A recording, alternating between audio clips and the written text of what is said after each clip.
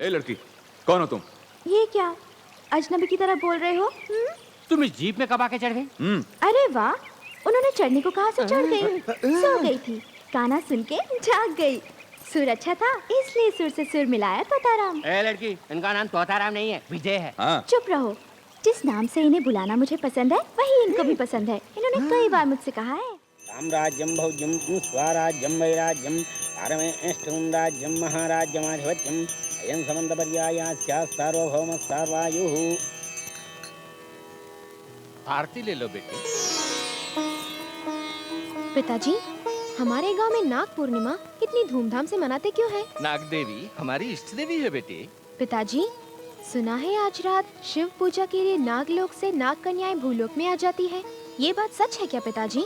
किसी ने उन्हें देखा है या ये सब कहानियाँ हैं? देखो बेटी, देवी देवताओं पर विश्वास करो और उनकी पूजा करो। उनके बारे में ऐसे प्रश्न करना महापाप है। जयराम जी ठाकुर साहब। जयराम जी की। जयराम जी की क्या बात है? इन्हें रंजीत ने आपसे। तुम रुको। आप जी, बात यह है, रंजीत के पिता ने मरने से पहले कहा है कि उन्होंने आपसे कुछ जमीन खरीदी थी, लेकिन अभी तक वो जमीन उनके नाम रजिस्टर नहीं हुई। इसी बारे में क्या बक रहे हो? झूठ बोले तो अच्छा नहीं होगा। रंजीत के बाप ने जमीन के लिए एक पैसा नहीं दिया है। रंजीत से बोलो कि मुझसे बात करे और साबित करे कि उसके बाप ने मुझे पैसे दिए हैं, तो मैं सारी जमीन उसे मुफ्त में दे दूंगा। रंजीत मेरे बेटे के समान है। उसके गुजरे हुए पिता मेरे दोस्त थे।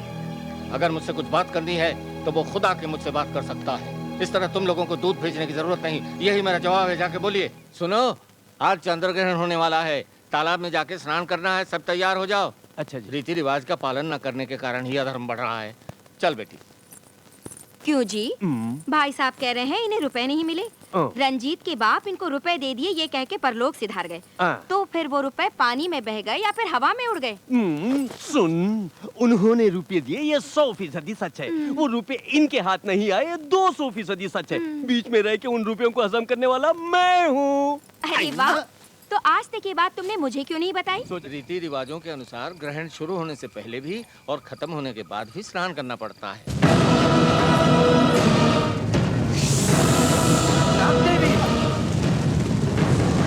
मामूली साहब को छोड़ दीजिए। चुप रहो। नाग देवी संकट में है, मैं खड़ा खड़ा देखता रहूं? मैं जाके बताऊं। नाग देवी, ये कैसा अनर्थ हो गया? ये तुम क्या कर रही हो बेटी? रुक जाओ। नाग देवी, मैं आ रहा हूँ।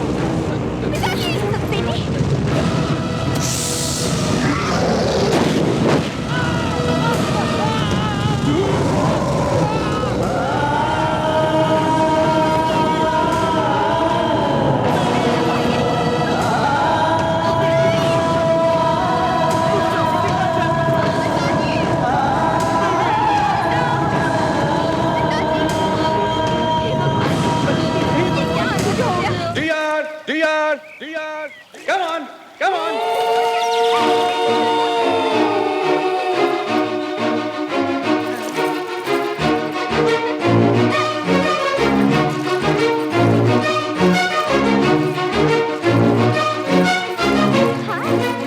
बहुत सुंदर है ना? ए लड़की, कौन हो तुम? ये क्या अजनबी की तरह बोल रहे हो? तुम इस जीप में कब आके चढ़ गई? अरे वाह, उन्होंने चढ़ने को कहा से चढ़ गई। सो गई थी, गाना सुन के जाग गई। सुर अच्छा था इसलिए सुर से सुर मिलाया तोताराम। ए लड़की, इनका नाम तोताराम नहीं है, विजय है। हाँ। चुप रहो, जिस नाम से इन्हें बुलाना मुझे पसंद है वही इनको भी पसंद है। इन्होंने कई बार मुझसे कहा है ए, ये क्या बकवास है? तुझे मैंने जीप में बैठने को कहा? ये क्या, जैसे कुछ जानते ही नहीं, जैसे कुछ हुआ ही नहीं। इस तरह बात कर रहे हो जैसे मुझे पहली बार देख रहे हो।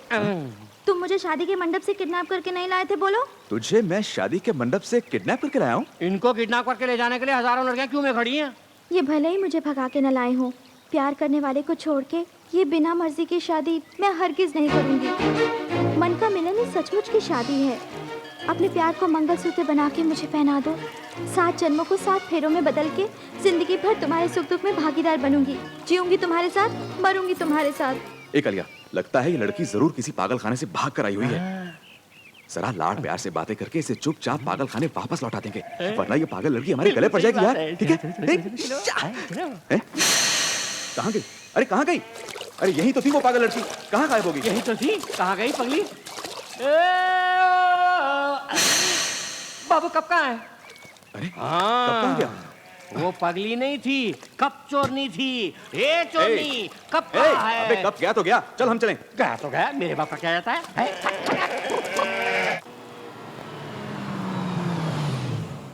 नमस्ते छोटे बाबू। नमस्ते भैया, आगे क्या? नहीं, वो कल सुबह आएंगे।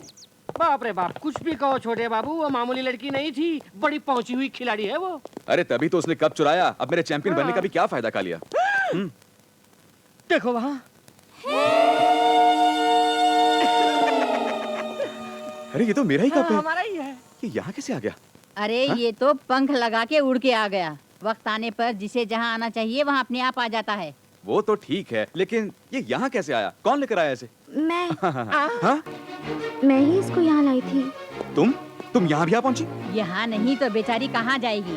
देखने में तो मासूम लगता है, पर कभी नहीं सोचा कि तू ऐसा काम करेगा। क्या किया है मैंने? बोलिए। हाँ? इससे प्यार करके शादी का वादा करके अब अपनाने से मना करता है। हाँ? दादी माँ मेरी बात सुनिए, ये लड़की कौन है? मैं जानता तक नहीं। नहीं जानता? अगर नहीं जानता तो ये कप इसके पास कैसे आ गया? ये कप बता कैसे आ गया?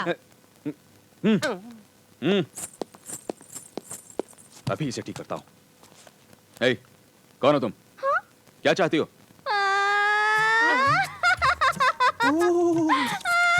क्या हुआ बेटी, रोती क्यों हो? शाहजहां समझ में मुमताज बनी और ताजमहल के पास इनकी ख्वाहिश पूरी कर दी। नहीं। उसकी सजा मिलनी ही चाहिए।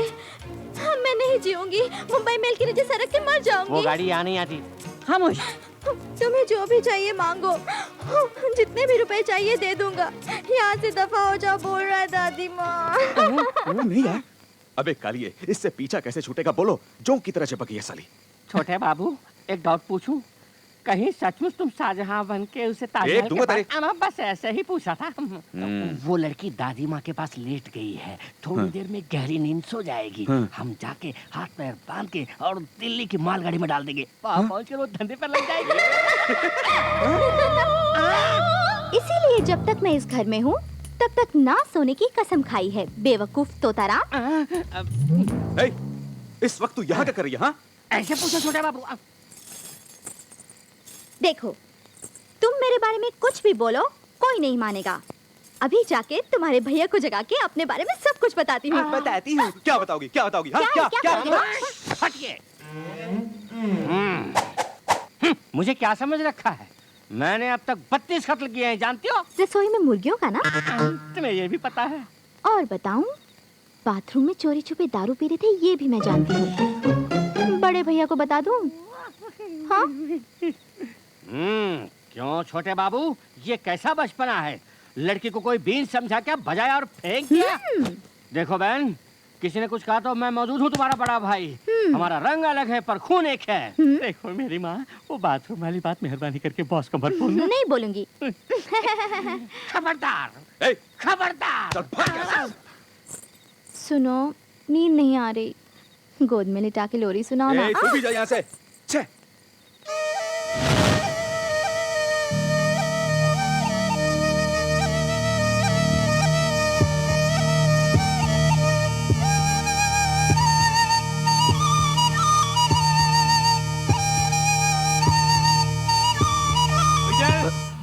विजय, आया। उफ, वो क्या है ये आधी रात को शोर शराबा? नहीं, कुछ नहीं। अरे इस तरह हकला क्यों रहा है? कुछ नहीं भैया, एक नई धुन है, चिकन ड्रमस्टिक। अब बस कर, जाके सो जा। ए सुनो ना, हिटलर गए क्या? बस जा ही रहे हैं। हिटलर? भैया। लेकिन वो ये लड़की कौन है? भैया पूछ रहे हैं ना, उन्हें जवाब क्यों नहीं देता? वो बात ये है। बीच में बोली तो मार डालूंगा। उसे क्यों धमका रहा है? उससे प्यार का ढोंग करके अब इनकार करता है, इसलिए कि हमें शादी मंजूर नहीं होगी? या फिर बड़े भाई के होते हुए पहले तू शादी करेगा तो मुझे बुरा लगेगा, ये सोच रहा है? नहीं भैया, ये सब झूठ है, ड्रामा है। जी यही सच है, इस डायन को हमने पहले कभी देखा तक नहीं। तू इसकी वकालत करता है? आप डांटते ही रहेंगे, हमारी बात भी सुनेंगे। क्या सुनो, बोल। ठहरिए, मैंने जो भी कहा सब झूठ है। ये तो मुझे जानते भी नहीं। अनाथ थी तो आपके भाई के प्यार के बहाने से इस घर में आ गई। मेरा गांव रामपुर है। रामपुर? हाँ रामपुर। चलो दिलदार चलो, रामपुर के पार चलो, हम है तैयार चलो।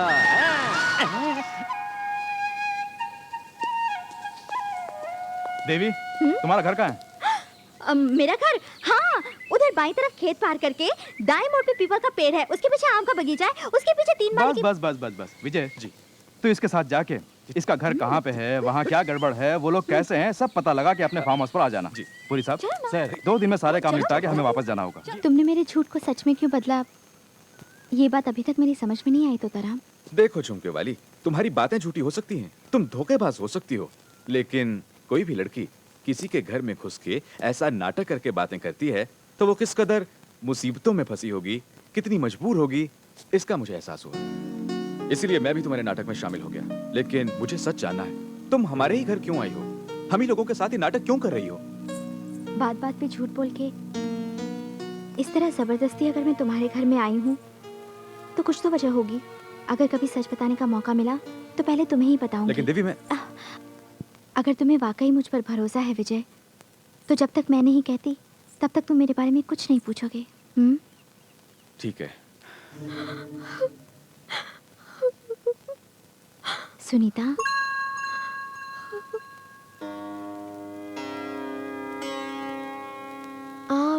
मेरा नाम देवी है। तुम्हारे पिताजी का बड़ा एहसान है मुझ पर, जिसकी वजह से मैं तुम्हें देखने आई हूँ। मौत भी मेरे करीब नहीं आती। मुझे अपना समझकर मेरा हाल पूछने वाली तुम कौन हो? पगली कहीं की। जब भी अत्याचार बढ़ा है तो उसे मिटाने के लिए ईश्वर ने कोई ना कोई अवतार लिया है। कहते हैं जिसका कोई नहीं होता उसका भगवान होता है। ये लो, तुम्हारी कुल देवी नाग देवी की अंगूठी।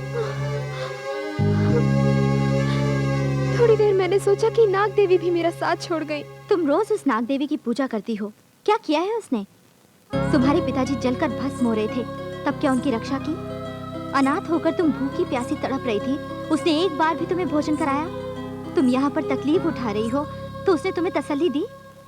क्या किया है उसने? देवी, तुम नाग देवी के बारे में क्या जानती हो जो उसको दोष देती हो?